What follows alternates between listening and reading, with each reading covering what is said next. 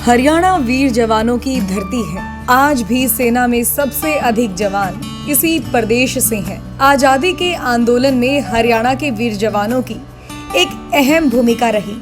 अंग्रेजी हुकूमत के दौरान हुए विश्व युद्धों में भी यहाँ के जवानों ने बहादुरी का परिचय दिया, दुश्मन के दांत खट्टे किए और हमेशा रणभूमि में डटे रहे। रिपब्लिक हरियाणा के ऐसे ही बहादुर सैनिकों की कहानी आपके सामने लाएगा हरियाणा के वीर जवान सीरीज के दौरान। इस कड़ी में आज हम आपको बताएंगे सूबेदार छोटूराम शोराण के बारे में। उनकी कहानी बेमिसाल है। विश्व युद्ध के दौरान ब्रेन गन से दुश्मनों पर फायरिंग की, अकेले रणभूमि में डटे रहे, 6 गोलियों से सीना छलनी हो गया, मैदान नहीं छोड़ा। उनकी बहादुरी पर महारानी विक्टोरिया ने उन्हें मिलिट्री क्रॉस दिया। छोटूराम शोराण का जन्म 17 मई 1912 को गोहाना तहसील के गांव आहुलाना में हुआ। 6 भाइयों और एक बहन में सबसे छोटा होने के कारण उन्हें सब छोटू पुकारते थे। बचपन में उनके पिता मोलूराम और माता बसंती देवी ने उनका नाम दरिया सिंह रखा, पर स्कूल में एडमिशन के वक्त उनका नाम छोटू लिखवा दिया गया।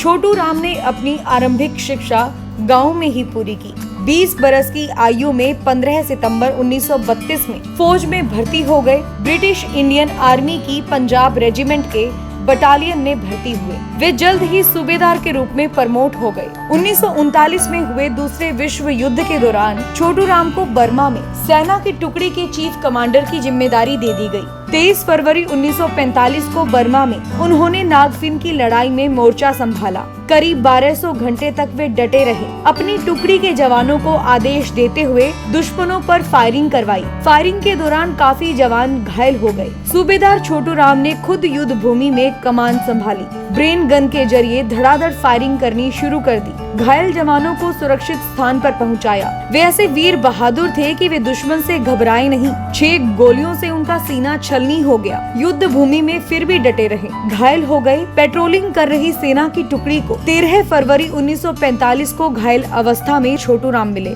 उन्हें अस्पताल में भर्ती करवाया गया। उनकी बहादुरी के चर्चे होने लगे। सूबेदार छोटूराम शोराण की बहादुरी को देखते हुए अफसरों ने सूबेदार छोटूराम शोराण की बहादुरी की मिसाल कायम करने पर उनकी प्रशंसा की तथा अफसरों ने युद्ध की स्थिति के बारे में जानकारी दी। खास बात यह है कि महारानी विक्टोरिया को छोटूराम की बहादुरी की कहानी के बारे में बताया गया। ऐसे में महारानी विक्टोरिया ने लगंदर में 3 मई 1945 को छोटूराम को मिलिट्री क्रॉस देने का ऐलान किया। उस समय सूबेदार Chhoturam Shoran military cross award से सम्मानित होने वाले संयुक्त पंजाब के पहले व्यक्ति थे। 13 बरस तक वे सेना में रहे और 21 अक्टूबर 1945 को रिटायर हो गए। उनके योगदान को देखते हुए उन्हें इनाम के रूप में पाकिस्तान के मोंटगोमरी में एक मुरब्बा जमीन दी गई। बाद में यह जमीन सोनीपत के गोहाना के पुट्टी में ट्रांसफर कर दी गई। पुट्टी में एक हवेली और नंबरदारी भी दी गई। दूसरे विश्व युद्ध में बहादुरी की भूमिका को देखते हुए और सामाजिक कार्यक्रमों में उनकी उल्लेखनीय उपलब्धियों के लिए उन्हें भारत के पहले राष्ट्रपति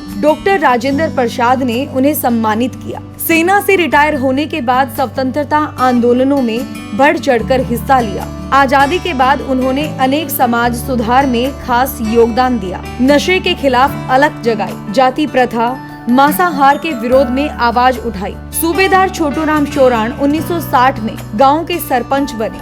1970 में कथुरा ब्लॉक समिति के वाइस चेयरमैन भी चुने गए। आर्य समाज आहुलाना के प्रधान और खानपुर गुरुकुल महासभा के पदाधिकारी रहे। एक अच्छे सामाजिक और राजनीतिक नेता के रूप में आज भी उनको एक प्रेरणा के रूप में जाना जाता है। 6 फरवरी 1982 को उनका देहांत हो गया। उनकी याद में गांव आहुलाना में आर्य समाज और कन्या स्कूल में कमरों का निर्माण करवाया गया।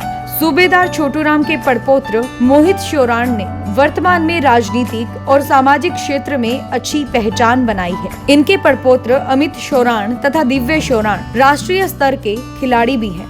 Bureau report, Republic Haryana.